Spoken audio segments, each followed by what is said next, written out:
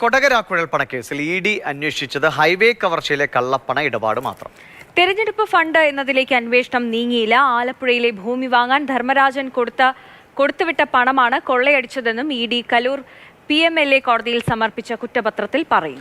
ബിനിൽ വിവരങ്ങളുമായിട്ട്. ബിനിൽ, ഒരുപാട് രാഷ്ട്രീയ വിവാദമായി മാറിയ വിഷയമാണ് ഈ കവർച്ച. പക്ഷേ അതൊരു കവർച്ച കേസ് എന്ന നിലയ്ക്ക് മാത്രം, ഹൈവേയിൽ നടന്ന ഒരു കവർച്ച എന്ന നിലയ്ക്ക് മാത്രമായിരുന്നു ഈ അന്വേഷണം.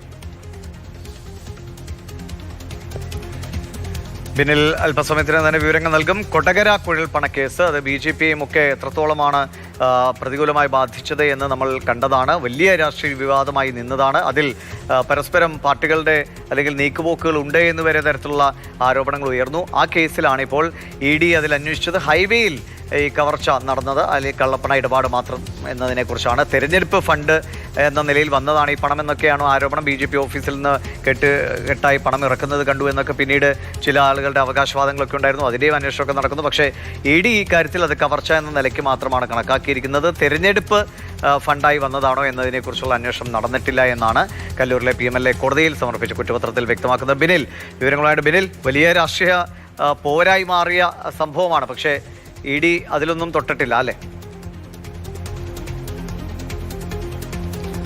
ദിവിഷ, ഇക്കാര്യം എന്താണ് സംഭവിക്കാൻ പോകുന്നതെന്ന് മാതൃഭൂമി ന്യൂസ് നേരത്തെ തന്നെ റിപ്പോർട്ട് ചെയ്തിട്ടുള്ളതാണ്. EDയുടെ അന്വേഷണം BJP നേതാക്കളിലേക്ക് ഉണ്ടാകില്ല എന്ന് നമ്മൾ നേരത്തെ പറഞ്ഞു വെച്ചു. അത് തന്നെ ഇപ്പോൾ കുറ്റപത്രം വന്നപ്പോൾ സംഭവിച്ചിരിക്കുകയാണ്. അതായത് തെരഞ്ഞെടുപ്പ് ഫണ്ടായിട്ട് BJPക്ക് സംസ്ഥാനത്തേക്ക് കൊണ്ടുവന്ന പണമാണിതെന്നാണ് ഒരു വശത്ത് പോലീസ് പറയുന്നത്. അതിനുള്ള തെളിവുകൾ അവർ അവരുടെ കുറ്റപത്രത്തിൽ നിരത്തുകയും ചെയ്യുന്നു.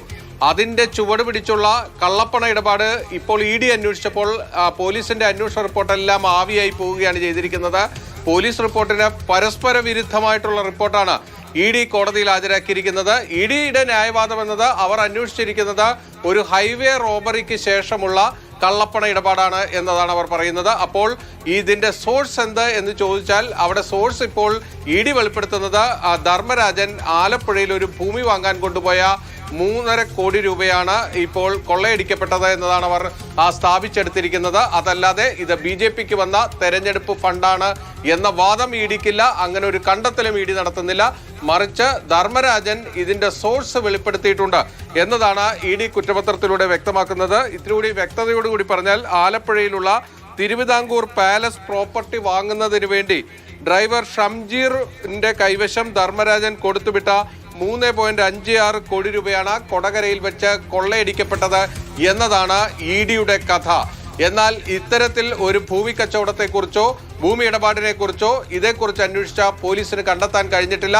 അവരുടെ കുറ്റപത്രത്തിൽ ഇതല്ല സംഭവിച്ചിരിക്കുന്നത്.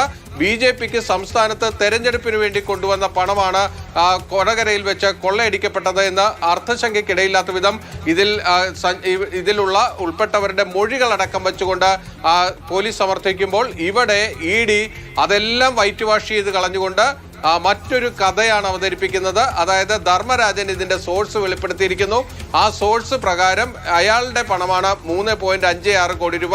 അത് ധർമ്മരാജന്റെ ഡ്രൈവർ ഷംജീറിന്റെ കൈവശം ഒരു ഭൂമി വാങ്ങാൻ കൊടുത്തുവിട്ടതാണ് എന്നതാണ് ED പറയുന്നത്. എന്തായാലും ഈ ED റിപ്പോർട്ടിന്റെ കുറ്റപത്രത്തിന്റെ പൂർണ്ണരൂപം പുറത്തേക്ക് വരുമ്പോഴാണ് ഓരോരുത്തരും നൽകിയിരിക്കുന്ന മൊഴിയുടെ വിശദാംശങ്ങൾ കൂടി പുറത്തേക്ക് വരിക. എന്തായാലും ഈ കേസിലെ ധർമ്മരാജൻ നേരത്തെ പ്രത്യേക അന്വേഷണ സംഘത്തിന് നൽകിയ മൊഴിയിൽ ഇത് BJPയുടെ തെരഞ്ഞെടുപ്പ് ഫണ്ടാണെന്ന് പറഞ്ഞിട്ടുണ്ട്. ആ കുറ്റപത്രം കോടതിയുടെ മുന്നിലുമുണ്ട്. എന്തായാലും അതിൽ നിന്നെല്ലാം വ്യത്യസ്തമായ ഒരു പുതിയ കഥയുമായി എൻഫോഴ്സ്മെന്റ് ഡയറക്ടറേറ്റ് കൊടകര കേസിൽ രംഗത്ത് വന്നിരിക്കുക.